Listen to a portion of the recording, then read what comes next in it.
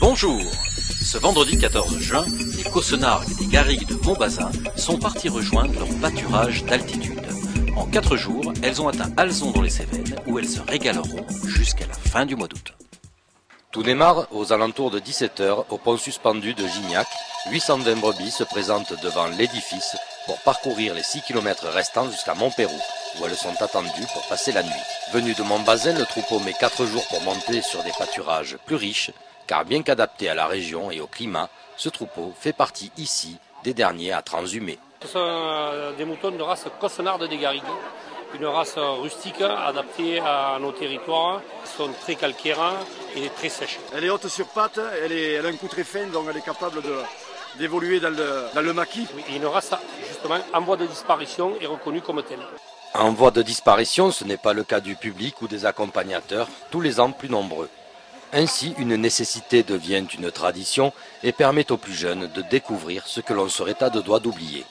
Moi j'ai eu un peu peur au début, mais c'est bon. Oui, moi j'aime bien les moutons.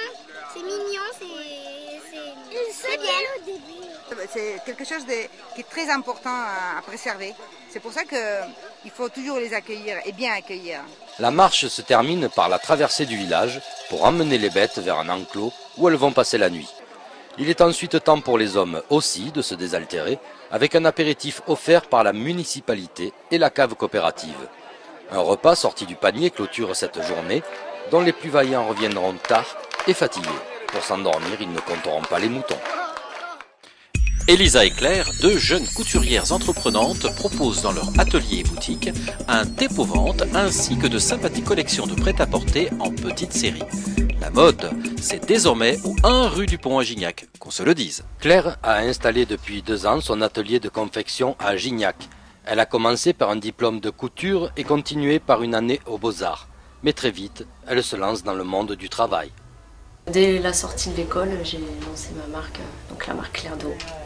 Et après, j'ai eu l'opportunité d'avoir une boutique sur Montpellier, donc voilà, c'est ce qui m'a un petit peu lancée. Elisa, après des études de couture, bouge pas mal et ses voyages l'amènent jusqu'au pas de la case. Pour travailler dans les vêtements, Jean-Paul Gaultier, des choses comme ça. Je suis revenue, j'ai fait pas mal de petits boulots alimentaires.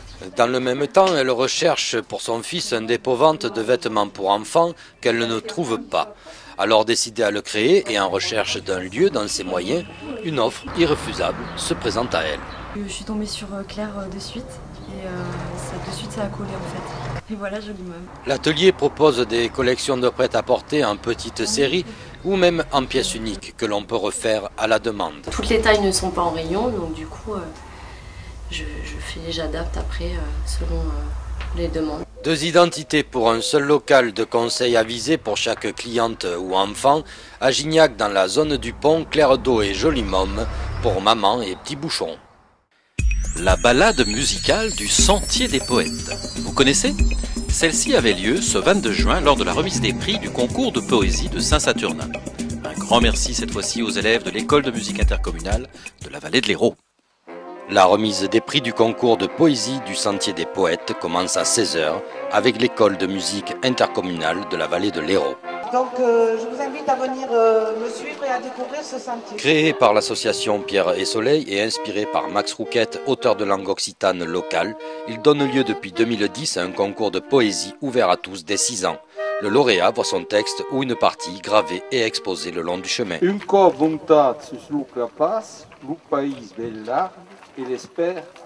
Alors le Sentier des Poètes, il existe depuis 2009 et le concours de poésie depuis 2010. Donc, on a 3 catégories. La catégorie des enfants Charles Perrault, les moyens Jean de la Fontaine, Max Rouquette et puis c'est la catégorie Pierre et Soleil. C'est donc cette catégorie qui verra son texte ou une partie gravée et exposée.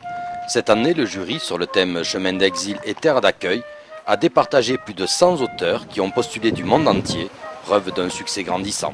Moi je suis d'origine iranienne, je suis né en Iran, à Téhéran. En tant que lecteur ou en tant que poète, c'est déployer ses ailes. C'est déployer ses ailes quelques instants la poésie, voilà. Déployer ses ailes et ouvrir son esprit, toutes générations confondues, ils ont cheminé une bonne heure à l'écoute des mots, des sons et du paysage.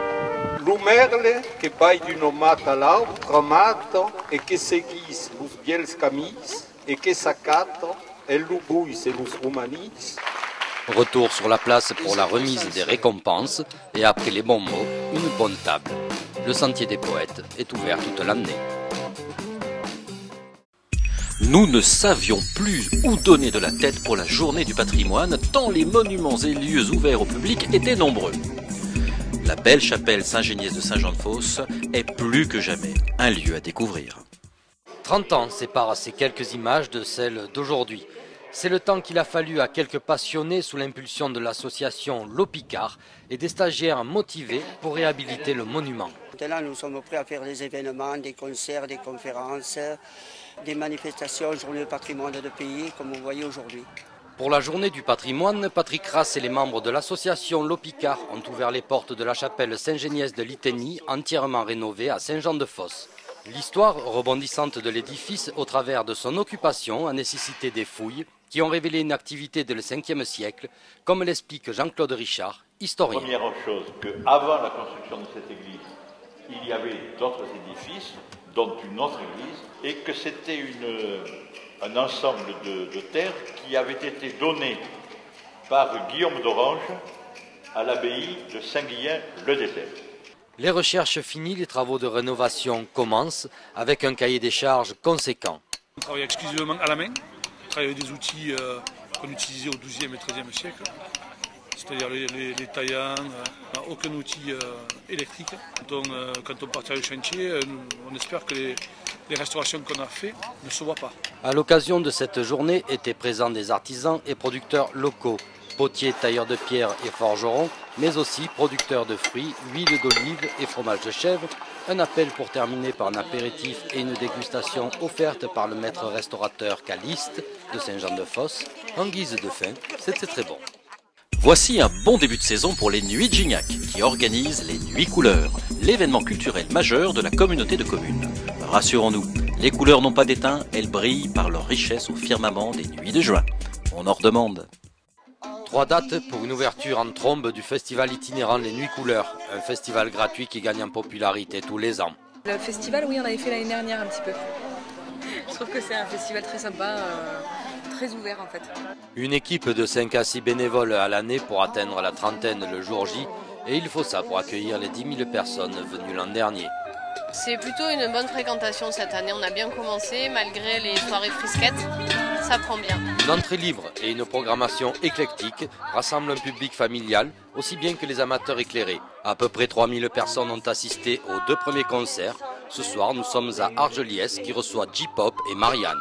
Oh bah c'est génial un festival comme ici, on est dans un jardin, on est dans un parc, regarde les gens ils sont assis par terre, ils ont amené leur pique-nique. Ah, j'aime beaucoup le côté convivial, simple mais professionnel à la fois.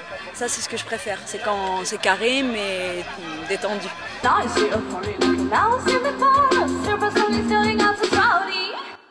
Un concept de la culture qui vient jusque chez l'habitant et qui ravit donc spectateurs et artistes. Merci bien.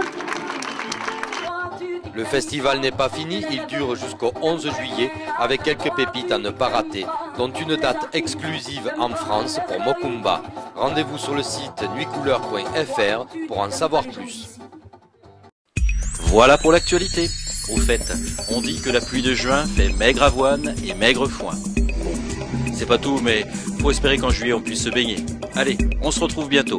À Dicias, si vous le voulez bien.